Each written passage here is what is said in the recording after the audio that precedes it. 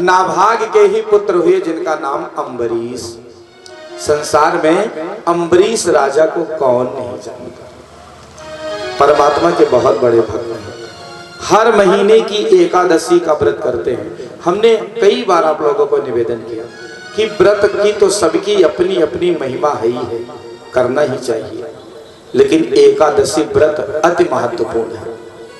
एकादशी व्रत अभी पिछले दिनों वैज्ञानिक अनुसंधान हुआ कि अमावस्या और पूर्णमासी के 4 दिन पहले ग्रह गोचर की ऐसी स्थिति रहती है कि आदमी उस दिन यदि अनाज न खाए तो 60% बीमारी अपने आप ठीक हो जाएगी। अमावस और पूर्णमासी के 4 दिन पहले क्या होता है माताओं बहनों?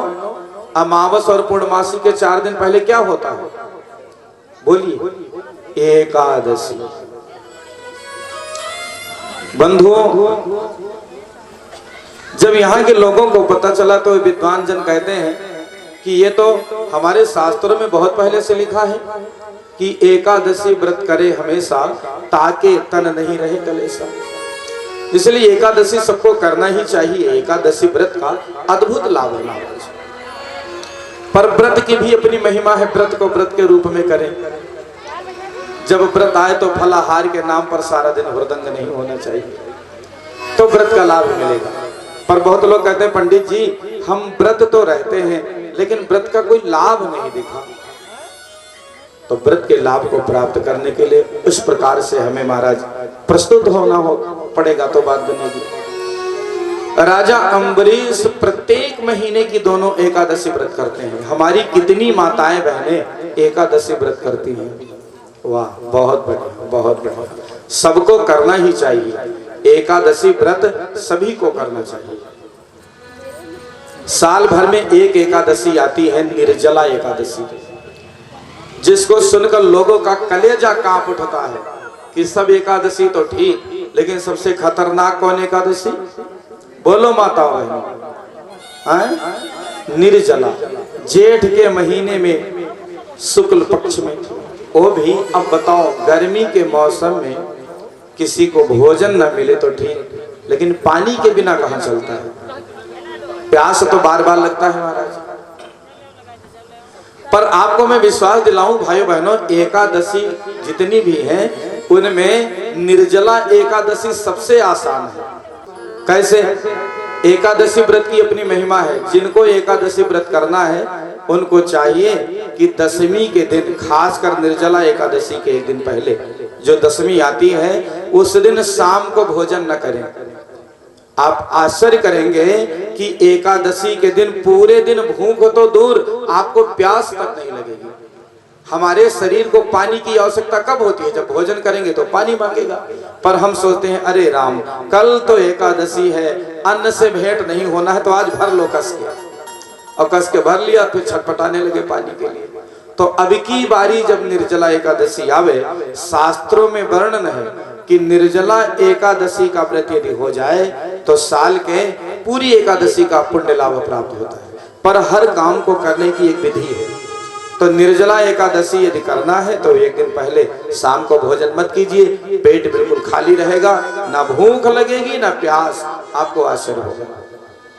तो राजा ने संकल्प लिया है महाराज 1 वर्ष विशेष एकादशी व्रत करने का, और वे करते हैं। 10-5 साधु सन्यासी जन रोजाना आते जाते हैं। अतिथियों की सेवा करने पर राजा जी भोजन पाते हैं। इस प्रकार एकादशी का व्रत उनका चल रहा था। भगवान को भोग लगाने की जो सामग्री है, जो प्रसाद है, वह स्वयं अपने हाथों से तैयार करते हैं महाराज। यद्यपि बहुत बड़े बड़े नौकर हैं, क्योंकि बड़प्पन अमीरी में नहीं भाइयों बहनों, सज्जनता में सम्मिलित है। सबसे बड़ा कौन है? जो विनम्र है। क्योंकि झुकते वही हैं जिनमें जान होती है, झुकते वही हैं जिनमें जान होती है, और अकड़े रहना मुर्दों की पहचान होती है। वृक्ष की जिस डाल पर जितना अधिक फल लदा होता है वो उतना अधिक झुका होता है, और जिस पर फल ही नहीं होगा भैया वो कैसे झुकेगा? वो तो तना ही रहेगा। तो बंधुओं एवं बहनों, राजा बहुत विनम्र है। इसलिए मैं अपनी माताओं बहनों और भाइयों को प्रार्थना करता रहता हूँ कि आप चाहे जितने बड़े आदमी बन जाएं, चाहे जितने बड़े धनपति हो जाएं, लेकिन 3 काम के लिए कभी नौकर नहीं रखना। अगर शरीर को स्वस्थ रखना है तो 3 काम के लिए कभी नौकर नहीं। 3 काम कौन? पहला काम अपनी संतान की परवरिश के लिए, दूसरा काम अपने माता पिता के देख रेख के लिए। ठीक है, यदि आप बहुत व्यस्त हैं तो भी घर में बुजुर्ग माता है, पिता है, 1 आध घंटे उनके साथ बैठें, बातचीत करें। तीसरा, भगवान की पूजा के लिए अपने घर में यदि मंदिर बनाया है तो हमें स्वयं अपने हाथों से पोछा लगाना है, क्योंकि दरबार हजारों हैं, ऐसा दरबार कहाँ भैया, भगवान के दरबार से भला कोई बड़ा दरबार होगा। और अपने सौभाग्य की सराहना करें कि कम से कम भगवान के मंदिर में हमको सेवा का काम मिल रहा है। इसलिए अपने घर में पूजा पाठ का जो कक्ष है या मंदिर बनाया है, सबसे अच्छा अवसर है, सेवा करें, पोछा लगाएं और महाराज उपासना करें तो बात बने। तो राजा पूजा पाठ के जितने बर्तन हैं स्वयं धोते हैं। यद्यपि बर्तन साफ करने वाले लोग हैं उनके घर में, फिर भी पूजा के जितने पात्र हैं वो स्वयं अपने हाथों से साफ करते हैं। और उनके मन में इतना समर्पण भाव है बंधुओं कि भगवान नारायण ने अपना सुदर्शन चक्र राजा अम्बरीश को समर्पित कर दिया, सुरक्षा में लगा दिया कि अब तुम्हारी सुरक्षा सुदर्शन करेगा। राजा ने साल भर नियम पूर्वक एकादशी का व्रत किया। जब व्रत का समापन आया तो ब्राह्मणों को भोजन कराया, और जैसे व्रत का समापन होने पर पारण करने चले तो दुर्वासा ऋषि अपने शिष्यों के साथ आ गए। दुर्वासा जी को देखा तो द्वार आए अतिथि को बिना खिलाए कैसे खा लेगा। भोजन के लिए आग्रह किया तो उन्होंने कहा कि देखो अभी हमने उपासना नहीं किया है, और ध्यान रहे कि बिना उपासना के भोजन व्यक्ति को रोग ही देता है। जिनको स्वस्थ जीवन जीना है उनको चाहिए, हमें नहीं कहते कि 2 घंटे आप करो, यदि आपकी बिजी लाइफ है तो 10 मिनट ही बैठ करके गुरु मंत्र लिए हैं तो गुरु जी के द्वारा प्राप्त मंत्र को 10 मिनट जप लीजिए, अथवा रामायण की चौपाई ही पढ़ लें, अथवा तो भागवत का मंत्र ही पढ़ लें, अथवा तो भगवत गीता का 2-4 श्लोक ही पढ़ लें, अथवा हरे राम हरे कृष्णा ही कर लें। पर जब तक जीवन में निरंतर उपासना न होगी बंधुओं एवं बहनों, तब तक जीवन में स्फूर्ति, उमंग और आध्यात्मिक ऊर्जा नहीं आएगी। और ध्यान रहे कि अच्छा खा करके, पोषक तत्वों वाला भोजन करके हम तंदुरुस्त तो हो सकते हैं, लेकिन तेज यदि कहें कि चेहरे पर आ जाए, जीवन में तीव्रता आ जाए, तो बिना तपश्चर्या के नहीं है। तेज चाहिए तो हमें आध्यात्मिक होना पड़ेगा, बिना आध्यात्मिक भय तेज आ नहीं सकता है। तो आज दुर्वासा ऋषि ने कहा हमें उपासना करने जाना है भी नदी के तट पर, और स्नान करेंगे, उपासना करेंगे, फिर भोजन करेंगे। आग्रह किया महाराज जैसी आपकी आज्ञा, जल्दी आइएगा। दुर्वासा ऋषि चले गए। अब यदि एकादशी का व्रत किया है तो पारण का भी महत्व है। द्वादशी तिथि में पारण हो ही जाना चाहिए।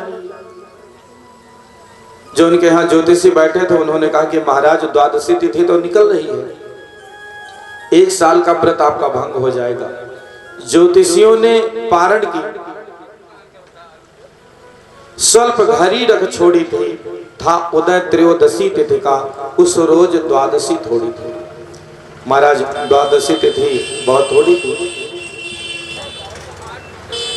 इसलिए राजा परेशान होने लगे। विद्वानों से पूछा कि गुरुजी अब आप बताओ कि क्या करें, हमारा व्रत भंग हो जाएगा, तब तो गड़बड़ हो जाएगा। विद्वानों ने कहा सुनो, आपने निर्जला एकादशी किया है, इसलिए जल पी लेने से पारण भी हो जाएगा और आपको अतिथि को बिना भोजन कराए भोजन करने का अपराध भी नहीं लगेगा, जल से पारण हो जाएगा। तब तुरंत ठाकुर जी को गंगा जल में स्नान किया कराया और तुलसी दल डाला और राजा से मुंह के पास किया, थोड़ा मुंह में डाला था, दुर्वासा ऋषि पहुंच गए। तमक उठे, आते ही ऋषिवर तमक उठे। कोई 2-4 लोटा जल नहीं पिया था, बस उतना पिया था जिससे व्रत न भंग हो। महाराज आते ही ऋषिवर तमक उठे, बोले बस सावधान राजा, ऋषिराज नहीं सह सकते, तेरा राजसी मान रहा। तुझको इतना बड़ा घमंड है कि निमंत्रण लिया और बिना खिलाए जलपान करने लगे। फिर आओ न ताओ, बिना विचारे तुरंत कीर्तियां चला दिया उनके ऊपर। कीर्तियां जैसे झपटने चली, राजा अम्बरीश को बंधुओं सुदर्शन चक्र पहले से उनकी सुरक्षा में तत्पर था, कीर्तियां को वहीं भस्मीभूत कर दिया। कीर्तियां तो भस्म हो गई, कीर्तियां चलाने वाले के प्राण के भी खतरे मंडराने लगे। दुर्वासा ऋषि के पीछे दौड़ने लगा सुदर्शन और दुर्वासा ऋषि भागने लगे। 3 लोग 14 भुवन में भाग रहे, कोई रक्षा न कर पाए। ब्रह्मा जी के पास गए, ब्रह्मा जी ने भगा दिया। शिव जी के पास गए, शिवांश हैं, फिर भी उन्होंने भगा दिया। कहा कि बचना है तो उनके पास जाओ जिनका सुदर्शन चक्र है। फिर तो नारायण के पास गए, प्रभु मेरी रक्षा करो। भगवान बोले मैं भी नहीं कर सकता। क्यों महाराज, ये आपका तो सुदर्शन चक्र है, आप तो नियंत्रण में ले सकते हैं इसको। भगवान कहते हैं ये बात ठीक है कि सुदर्शन मेरा है, पर मैं मेरे अधीन नहीं। अरे महाराज कैसी बातें करते हो, परम स्वतंत्र हैं आप भला किसके अधीन है? भगवान कहते हैं दुर्वासा, अहम भक्त पराधीनो हे स्वतंत्र युवा दुज,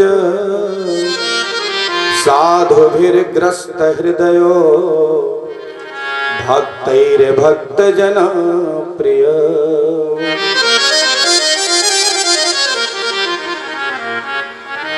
अहम भक्त पराधीनो, मैं भक्त के अधीन हूँ। और कोई भक्त हमें उसी प्रकार बस में कर लेता है जैसे पतिव्रता नारी अपने सेवा से अपने पति को बस में कर लेती है। फिर तो भक्त मुझे ऐसा प्रिय है जितना हमें हमारी भार्या लक्ष्मी नहीं प्रिय है। अपने प्राणों की रक्षा चाहिए तो आप दौड़कर हमारे उसी भक्त के पास जाओ जिनका अपने अपराध किया है। दुर्वासा ऋषि भागे दौड़े गए, हा कर बोले त्राहि माम राजन। चरण में जैसे गिरने लगे राजा अम्बरीश के। अम्बरीश ने तुरंत पकड़ लिया हाथ, गुरुदेव अनर्थ न करिए, हमें तो आपके चरण में गिरने चाहिए। और प्रणाम किया है, हाथ जोड़ा सुदर्शन चक्र से, प्रार्थना करी कि हे सहस्त्र दांत वाले सुदर्शन चक्र शांत हो जाओ। पर सुदर्शन शांत नहीं हो रहा है, वे बार बार स्तमन करते हैं, सुदर्शन नमस्तुभ्यं सहस्राराच्युत प्रिया, नहीं रुके। राजा अम्बरीश कहते हैं कि हमने मन वाणी कर्म से यदि कभी अधर्म न किया हो तो शांत हो जाओ, नहीं रुका। स्तुति किया, हे सुदर्शन चक्र, यदि हमने और हमारे सभी पूर्वजों ने संतों ब्राह्मणों का आदर किया हो तो शांत हो जाओ। सुदर्शन चक्र का ताप शांत हो गया। आचार्य सुखदेव कहते हैं, परीक्षित जब से दुर्वासा जी भागे थे साल भर हो गया, वही एकादशी फिर लौट के आ गई। राजा अम्बरीश ने भोजन नहीं किया, जलाहार के ऊपर ही रह गए। आज दुर्वासा ऋषि आए, उनको भोजन करवाया है, उसके पश्चात महाराज भोजन पाया। क्योंकि हमारे शास्त्र कहते हैं बंधुओं, गम समान भोजन नहीं जो कोई गम को खाए, अम्बरीश गम खा गया दुर्वासा बिल खाए। संसार में खाना है तो गम खाओ, क्योंकि गम खाना चीज बड़ी है। हर व्यक्ति के बस की बात नहीं है गम खाना, क्योंकि क्षमा सोबती उस भुजंग को जिसके पास दरल हो। क्षमावान तो वही श्रेष्ठ माना जाता है जिसके पास दंड देने की क्षमता है फिर भी क्षमा कर दे महाराज। तो आज दुर्वासा ऋषि का कोप शांत हुआ। यहाँ इस कथा से ये अर्थ नहीं लगाना है कि दुर्वासा ऋषि मूर्ख थे इसलिए उनको क्रोध आया, नहीं भाइयों बहनों, वो तो शिव के अंश हैं, वो क्या नहीं जानते। पर दुर्वासा ने इस लीला को इसलिए प्रस्तुत किया कि आने वाली हमारी पीढ़ी को, आने वाले जनरेशन को एकादशी व्रत का महत्व पता चले। क्योंकि एकादशी व्रत करने वाले व्यक्ति के सामने बड़े बड़े कष्ट कठिनाई भी आकर के ढह जाते हैं और उनकी सुरक्षा हो जाती है।